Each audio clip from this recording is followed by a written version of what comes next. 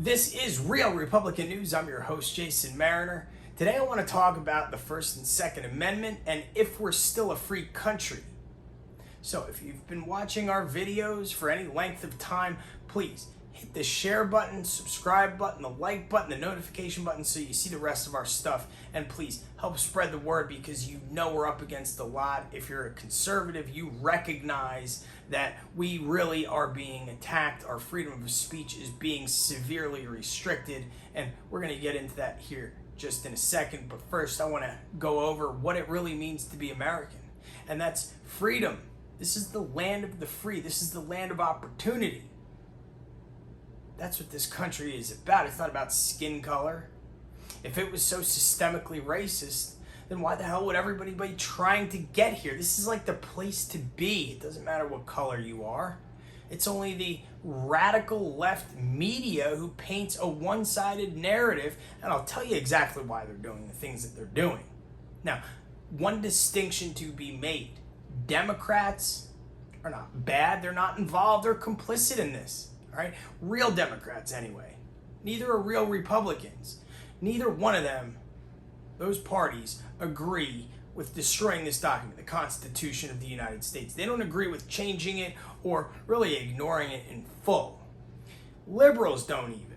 The definition, literally, of liberalism is that there's two schools of thought. That's okay. You can agree to disagree, but above all else, we can have like this open debate and get along. All right, so if you're calling yourself a liberal and you're not doing that, you're not really a liberal, you just think you are. So, the First Amendment and the Second Amendment are very clear and succinct. Our founding fathers wrote them in order for a reason, and they also wrote them clearly and succinctly for a reason. The First Amendment says you get to say what you want to say, practice what religion you want to practice, okay? Peaceably assemble and petition your government for a redress of grievances. I left out the freedom of the press part intentionally because, if you ask me, we don't really have the press anymore. Press is journalism. Journalism is dead.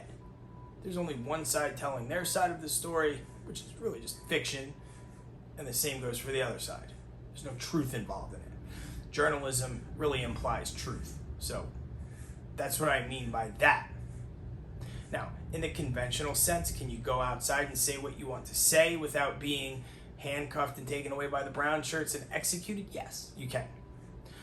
But you can't really, because the new town square, as I say all the time, is in the digital space. And if you say things that conflict with their narrative, you're shut down, you're banned, your content is not distributed, or you're completely kicked off the platform. You can't say certain things, especially if they don't align with the agenda that the radical left has decided upon for you. You didn't get any say in what they want you to, go along with. That's not American. We're supposed to have a say in our government, in our lives, in what we do, and that's just not the case anymore. Silent majority, that term, that means the majority of America now doesn't say anything because of their political beliefs. Why? Because they've somehow been labeled as racists, bigots, xenophobes, homophobes, and it's been done through a coordinated effort via social media, the mainstream media, and the radical left politicians, if you want to even call them politicians. They're just radical left tyrants that are somehow gaining, power in this country. It's insane to me to even think and talk about this, but it's happening, so we've got to address it and deal with it, all right? So freedom of speech is definitely under attack. We don't have it anymore, right? It's gone. Do you have the right to peaceably assemble? You're masked. You have to social distance. So that's been taken. See, the trick when tyranny always takes place in what was once a good country is they use the back door. That back door being, hey, we're doing this for your own good, to protect you. So they say you can't gather in large groups because you're going to get sick and die. I think it goes a little deeper than that because we know the numbers now. And America, quite frankly, has added up to their eyeballs and they're sick of it. That's why we see governors being recalled. We see House seats being gained in deep blue territories, and we also see this mass exodus of people flocking from deep blue states to deep red states. They're doing that for a reason. They don't like the oppression. They don't like being pushed around. Government has gotten too big and invasive in their lives, and it's occurred in like the last 100 and something days. This president's remained silent. He's built a wall around Washington, preventing us from peaceably assembling and petitioning our government for a redress of our grievances. They don't want to hear from us. They put that fence up. That fence basically says, stay away, stay out, none of your business. And then they remain silent. They don't hold press conferences. They don't tell us what's going on. Nothing. So you should really be concerned. The First Amendment is really null and void. Now, the freedom of religion thing is a little bit tricky because in order for a dictator to become a real dictator and for totalitarianism or Marxism or whatever you want to call it, really, to exist, the person in charge of the group that's in charge has to be above God. Nothing can be above them. And that's a really, really challenging thing for them to overcome, especially in America, because, you know, America was founded with Judeo-Christian values, and that's something that we're not willing to compromise, and they know it. So they're being very careful about how they kind of go about that. But, you know, can you pray in school? No. Can you say the Pledge of Allegiance in school? No, a lot of the time, because it contains the word God. So they're sneaking it in there.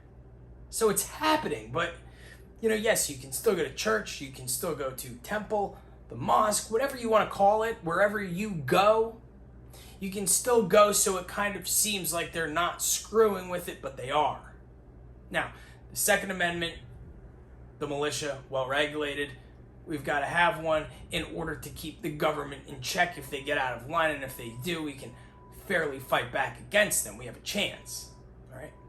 So the militia, in case you're wondering, is usually the National Guard of whatever particular state you live in. Their commander-in-chief is the governor, okay? So there's that. But the right shall not be infringed upon for Americans to be armed. And they're infringing upon that. And they say again, oh, it's for your own good, to keep you safe, to save lives, because people are dying. And if we enforce these laws, you know, these criminals will stop doing these mass shootings. Well, that's not the case, because no law-abiding citizen is going to go into a grocery store and shoot it up, because then they wouldn't be a law-abiding citizen.